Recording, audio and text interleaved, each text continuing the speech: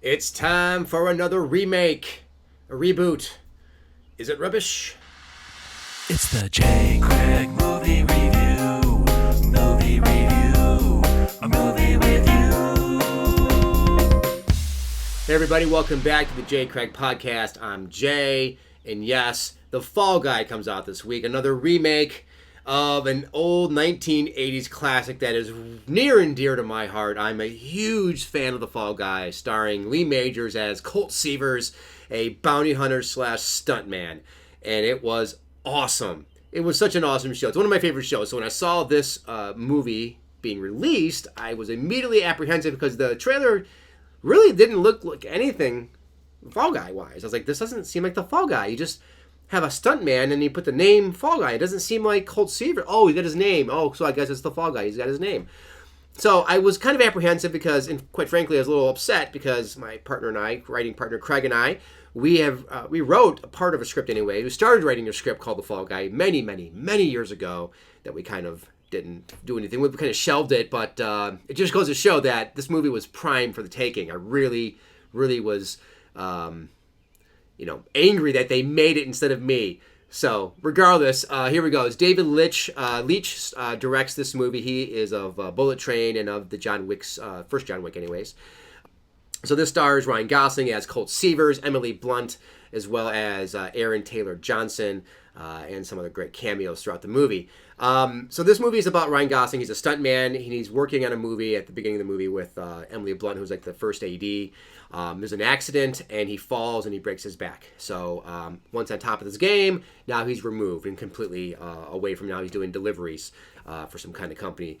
So he gets an opportunity to come back into Hollywood and become a stuntman again, thanks to his ex-girlfriend, Emily Blunt, is her directorial debut. So she's asked for him to come and assist as a stunt person.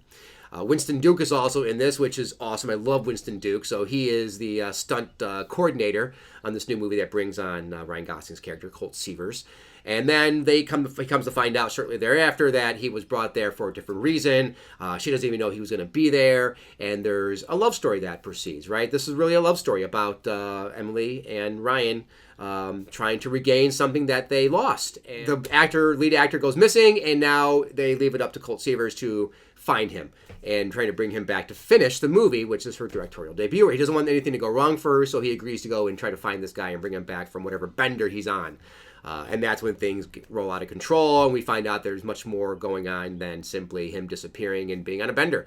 So, a lot of whodunit, lots of twists, a lot of mystery, lots of action, lots of stunts, and I will say I enjoyed it. I was quite taken by it. It's very funny. It's very, very humorous throughout the whole movie. Ryan Gosling does a great job. He's very humorous. Emily Blunt's, I love her. And then you got Aaron Taylor Johnson, who is like the lead star of the movie, if you will. So overall, very entertaining. I thought the stunts, I really thought this, if anything, the stunts would be really amazing. And I wasn't really taken by a lot of the stunts. I thought they were just kind of ho-hum. I know this is a love letter to the stunt world, the stunt people out there. This is a love letter to them, and I felt it really didn't go above and beyond what I kind of expected. I really thought this would really wow me in the stunt level. Maybe I've just been wowed too many times over the past decades that, okay, you've done these before. I've seen these before, and okay, but I grew up watching, obviously, Tom Cruise does all his own stunts. Indiana Jones, or I should say Harrison Ford, did a lot of his own stunts. So, there's a lot of in-jokes there about, Aaron Taylor Johnson not doing his own stunts and him kind of being very sour about that. But in the end, it's very funny. It's very action-packed, and I think you'll really enjoy it, especially those folks out there who have no idea what I'm talking about. My buddy Paul had no idea what the Fall Guy was. He grew up in my time. He's my age. He grew up on it, or he didn't grow up on it, but I did. So you might not even care about the Fall Guy, so you won't care that this is taking a title that really doesn't have a lot of bearing to the actual name. You won't be pissed off like I am, but it's okay. It's okay. It's a good movie in its entirety. And then also, I wanted two things out of this. I wanted two things and two things alone: the theme song and the truck. Give me the theme song and show me the truck in one way, shape, or form.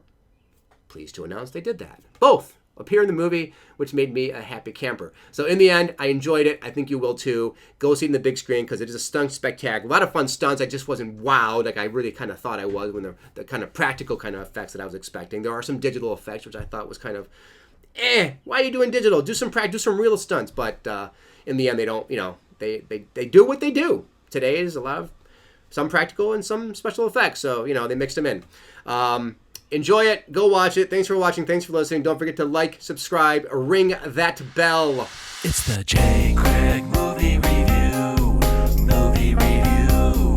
A movie with you. See you next time.